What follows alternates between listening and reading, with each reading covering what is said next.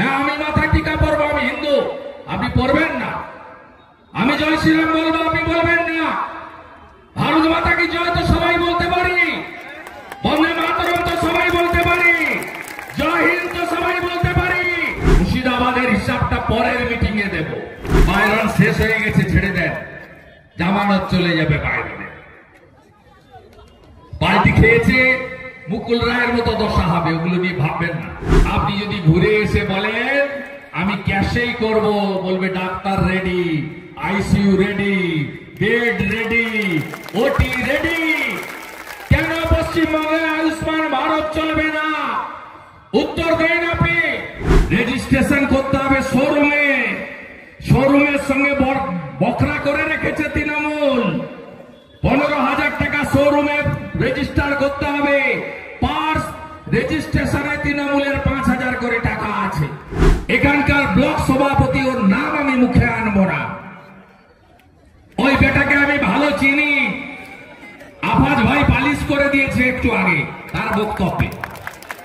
ওগুলো একবারে পাতি জিনিস, 5 পয়সা 10 পয়সার মাল।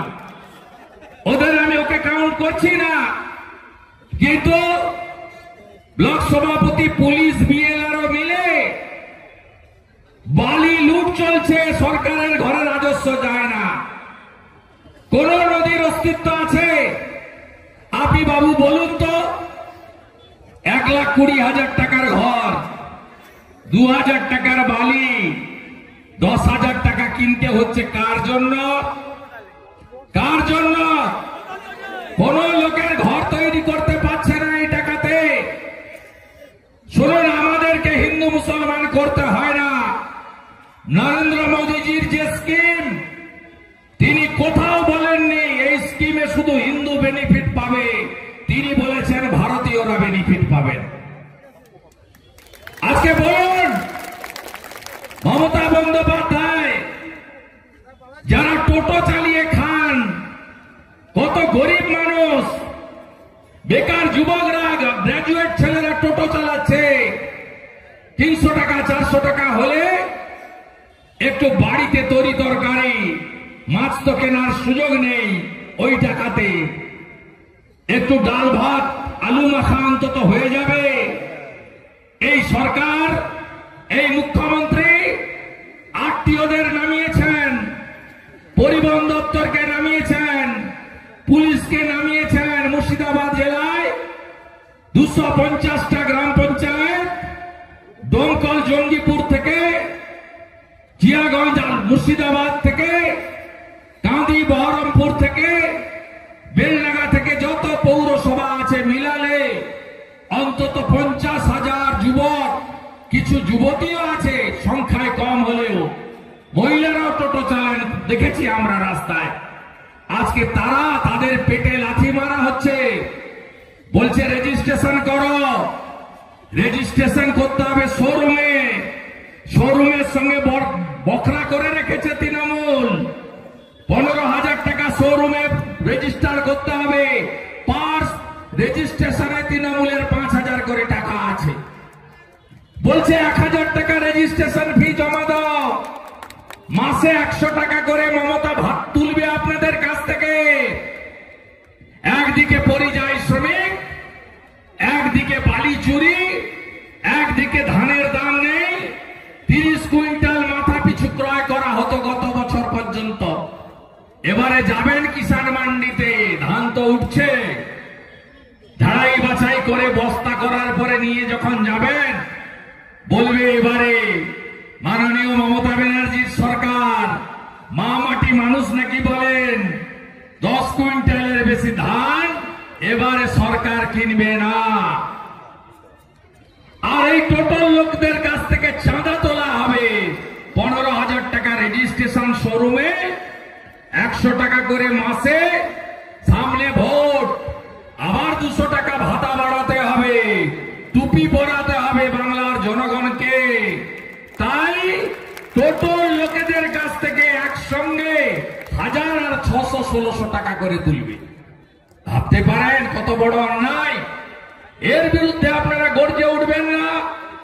বিদ্যালয় ধ্বংস, কলেজ ফাঁকা, হসপিটালে কিচ্ছু নেই, শুধু রেফার করে, বড়ুয়া হসপিটাল রেফার টু কাঁদি, কাঁদি hospital refer to Baharampur, Baharampur refer to Kolkata.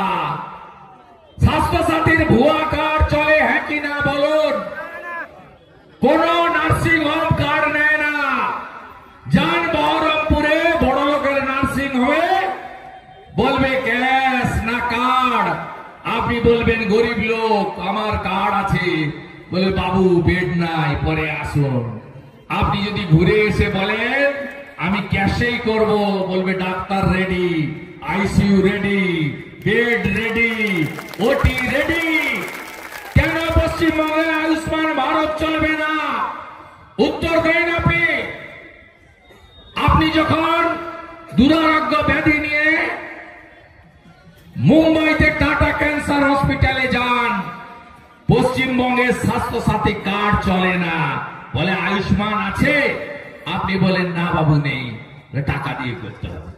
CMC Vellore, Manipal Bangalore, doctor Reddy Hyderabad, যেখানেই যাবেন আয়ুষ্মান চলে। নরেন্দ্র মোদীজির আয়ুষ্মান ভারত, এখন অব্দি 5 কোটি লোক 5 লক্ষ টাকা পর্যন্ত চিকিৎসা ফ্রি পেয়েছেন। আবার শুনে রাখুন, এই 5 কোটির মধ্যে হিন্দু আছে, মুসলমানও আছে, শিখও আছে, খ্রিস্টানও আছে, জৈন আছে, বুদ্ধিস্ট আছে। আর ভোট এলেই বলবে বিজেপি হিন্দুদের পার্টি। আরে হ্যাঁ, আমরা জয় শ্রীরাম বলি, আপনি বলবেন না? কে বলেছে বলতে আপনাকে? কেউ চাপিয়ে দেয়নি, এখানে তো মৌলানারা আছেন বসে, কেউ চাপিয়ে দিয়েছে? আপাজ ভাইকে বলা হয়েছে জয়নিং এর সময় যে তোমাকে এগুলো করতে হবে? হ্যাঁ, আমি মাথায় টিকা পরবো, আমি হিন্দু, আপনি পরবেন না। আমি জয় শ্রীরাম বলবো, আপনি বলবেন না। ভারত মাতা কি জয় তো সবাই বলতে পারি, বন্দে মাতরম তো সবাই বলতে পারি, জয় হিন্দ তো সবাই বলতে পারি। কিন্তু আজকে সরকার, আমি হিসাব দিয়ে যাই আপনাদের, মুর্শিদাবাদের হিসাবটা পরের মিটিং এ দেব। আমি আপনাকে বলে গেলাম 22টা সিটে তৃণমূলকে আমি এখানে এনেছিলাম, 26-এ শূন্য করব। গোল্লা নিয়ে বাড়ি যাবে মমতা ব্যানার্জি। সাগরদিঘি উপনির্বাচন হচ্ছে, দিলীপ শাহ প্রার্থী ছিলেন, আছেন মঞ্চে। গণনার আগের দিন কলকাতায় আমাকে সাংবাদিকরা বলছে কালকে কি হবে। আমি বললাম আমি গণৎকার নই, বলে গেলাম কে জিতবে জানি না, কিন্তু তৃণমূল জিতবে না সাগরদিঘিতে। বাইরন শেষ হয়ে গেছে, ছেড়ে দেন, জামানত চলে যাবে বাইরনে। পার্টি খেয়েছে, মুকুল রায়ের মতো দশা হবে, ওগুলো নিয়ে ভাববেন না, ছেড়ে দেন আমাদের উপরে। কংগ্রেস লড়তে জানে না, লড়তে জানে বিজেপি।